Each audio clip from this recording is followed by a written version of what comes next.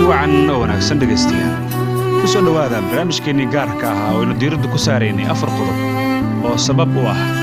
burburka midnimada ummadda Soomaaliyeed iyo dhibaatada maanta ay ku jiraan waxaynu isla soo gaarnay qodobkii afaraad ee ah qodobka ugu dambeeya ee Soomaali weyn sabab u noqotay inay kala tagaan qodobka ayaa ah nidaamka ku dhisan 4.5 ama loo yaqaan 4.5 oo ah nidaam awood qaybsi ah oo maanta lagu kala qaybsado awoodaha siyaasadeed yaa ah arrinka sababay dhibaatada haysata ummadda Soomaaliyeed maxaa waxay ka dhigantaa waa liiditaan la liidayo bulshada qayb ka mid ah laguna tilmaamayo inay 4 ay yihiin kuwana 5 ay yihiin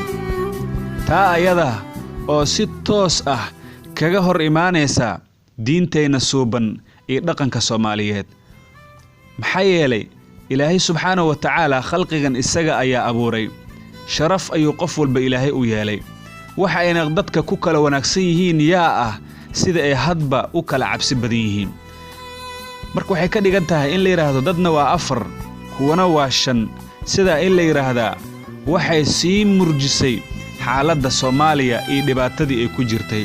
waxayna dad fara badan arrinka isaga ku abuurtay cuqdad iyo dhibaato oo ay ka qaadeen arrinka isaga ah taasoo sababtay in Soomaali weyn ay sii kala dhibaatooto oo ay sii kala furfuranto dadkii ehelka ahaa qaraabada ahaa isku diinta ahaa isku dhaqanka ahaa Soomaalida ahaa yacni waxay noqdeen kuwa noqda kala aragti kuwa kala taga iyay noqdeen waxaana sabab u ah nidaamka isaga ah oo 4.5 oo ah nidaam aan diinteena islaamka ah sal iyo raad midnaba aan ku lahayn ilaa maantana dalkeena Soomaaliya uu isticmaalayo oo waliba gardarrada iyo dulmiga qaawanna uu ilaa haatan aynu isticmaalno taa waxay sabab u tahay